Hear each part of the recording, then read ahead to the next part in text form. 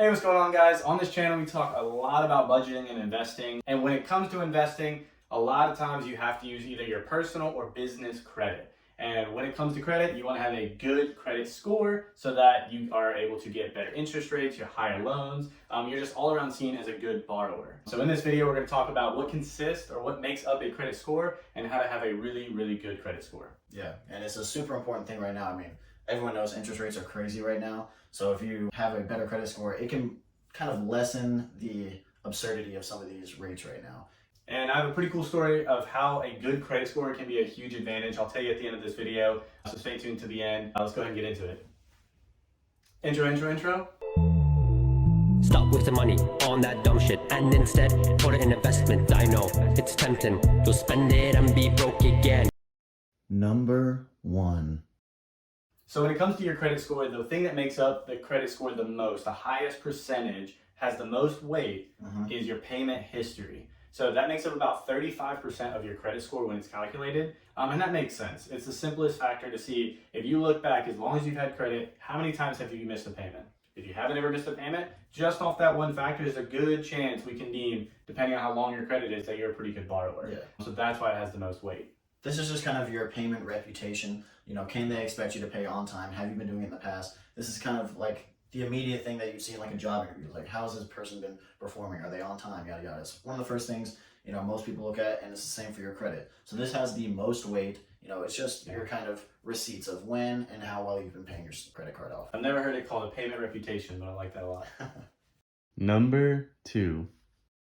The second thing that holds the most weight, it's at about 30% of your credit score. So these two things alone make up about 65% of your credit score. Is your credit utilization, is what they call it. But this is just how much of a balance do you have versus how much is your credit limit. So if you have a $5,000 balance and your credit limit is $5,000, that means you have 100% utilization, and that's not good. That's going to be hard to pay off. So the bank or whoever is giving you the credit card deems you as riskier because it's going to be hard to come out of that hole.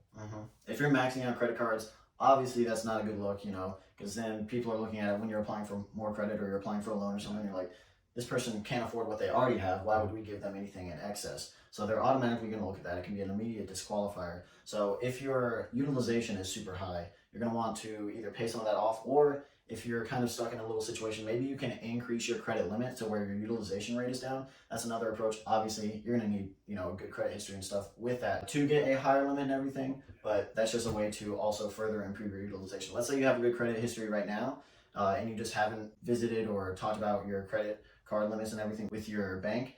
Then go ahead and just have a conversation with them about trying to improve that max cap right there. Because even though you're not having any issues right now, you know, increasing that limit, if you keep spending the same amount you've been spending, your utilization rate is just that much better. It's all about that gap. Exactly. There's multiple ways to increase your limit by just going to the bank sometimes and asking, hey, I've been with you guys over a year. My limit has been $1,000. Can I increase that? Sometimes we'll give you an extra $500. Sometimes we'll give you an extra $5,000. Sometimes they'll say no. But you can also open a new credit card. And so whenever you have credit cards, they'll combine all of your limits. So if you have one at $20,000, one at $5,000 limit, one at $1,000, you're looking at about a $26,000 limit. And then it looks at the balance across all your credit cards, and that is your credit utilization rate. So that is a good way to look at or try to improve your utilization, is by increasing your limit. But that's a dangerous game. If you know yourself and you're a big spender, it's not the best idea to just keep opening credit cards and max them out. It might be better to pay off the one you have. But if you know you can trust yourself or your significant other, and opening more credit cards can obviously help your utilization. Sure. Number 3.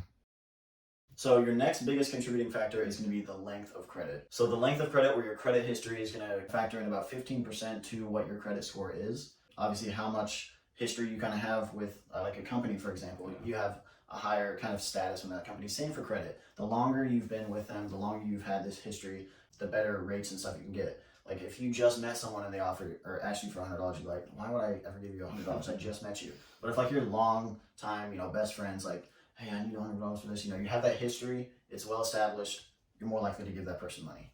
And it's just like we kind of started off saying in the very beginning, when you're talking about your credit utilization and your payment history, if you have a great payment history, but it's over the course of 1 week versus a great payment history over the course of 10 years, Yeah. I'm going to trust that guy with 10 years. Yeah. And so is the bank, because they have such a long period of time of being a good borrower that the bank's going to keep that and say, or see that and say, okay, this guy's a good borrower, this girl's a good borrower.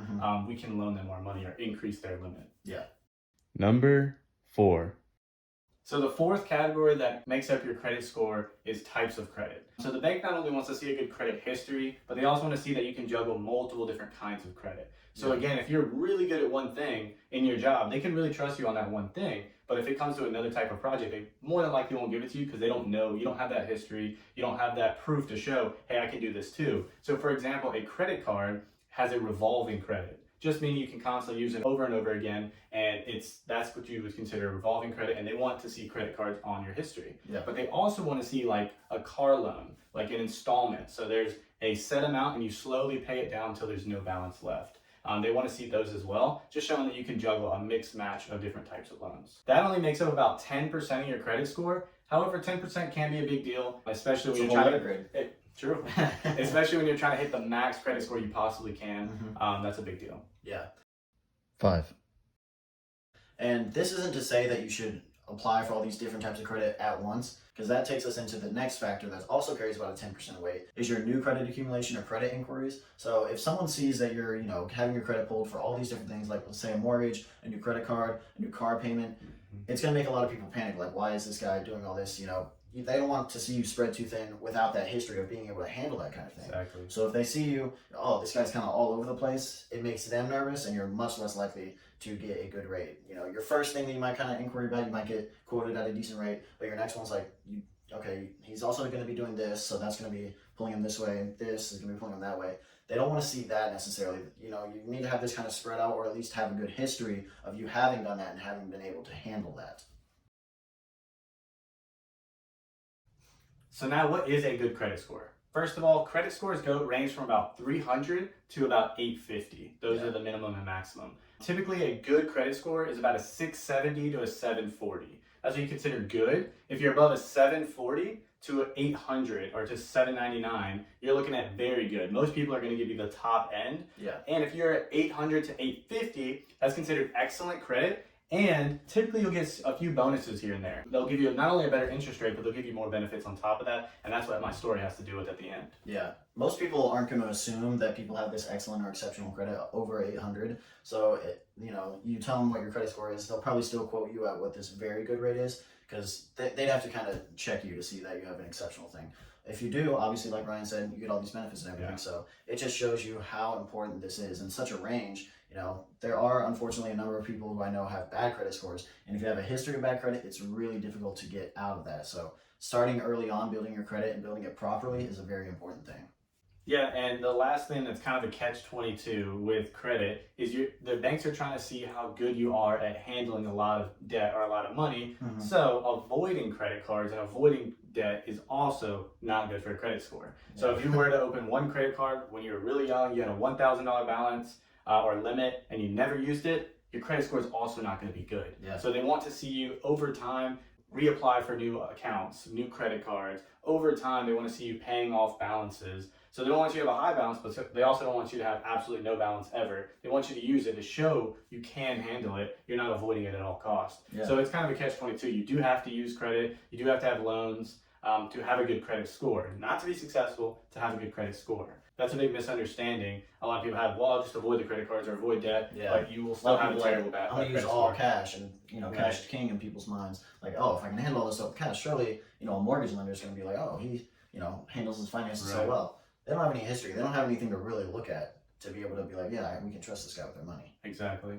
So now, for the little story I had, recently I was looking at a house and getting credit pulled, and I had a very, very good credit score, above 800, so considered excellent credit. And I had history, not only good history with credit, but I also had history with this bank. I was able to get my appraisal for the house actually waived, and I was able to get a lower interest rate as I was buying down the interest rate, which is a whole nother story, a whole nother video. But I was buying down the interest rate, but they bought it down further and kept the cost the same. So they gave me two huge benefits simply because my credit score is over 800. which is great. Obviously, I'm saving tons of money by having a lower interest rate and by them helping me out to buy it lower with less fees and waiving the appraisal. The appraisal is a couple $100, and sometimes it doesn't work in your favor. Again, I'm not gonna get into that, but that's a whole nother story, and don't have to worry about that at all because they just waived it for me. Yeah. See, just a few of the benefits of having a great credit score. Also gives you some peace of mind. If you discover like, oh, I can't qualify for anything because my credit's so low, it's going to be a pretty hard uphill battle to get to the point where you will be able to borrow at least a large sum in the future at an even halfway decent rate. So don't forget to watch this video over and over again to really understand credit scores and really help yourself improve. Save this video for later because there's great tips in here. And don't forget to save this and send it to a friend as well. See you guys in the next one. Hope you guys enjoyed this and learned a little bit in this one. And we're going to keep sending you new content. Yeah, thanks guys. Stop wasting money on that dumb shit and instead put it in investment. I know it's tempting. You'll spend it and be broke again.